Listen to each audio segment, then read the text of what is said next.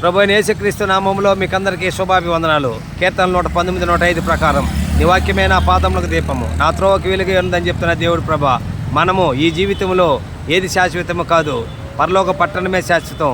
మనం వాక్యానుసారంగా జీవించాలి.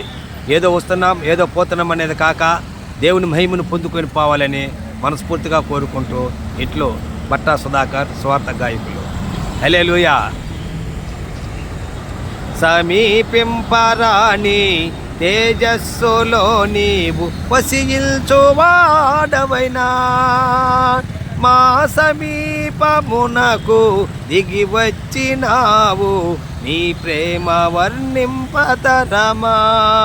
యేసయ్యా నీ ప్రేమెంత బలమైనది, యేసయ్యా నీ కృప ఎంత విలువైనది.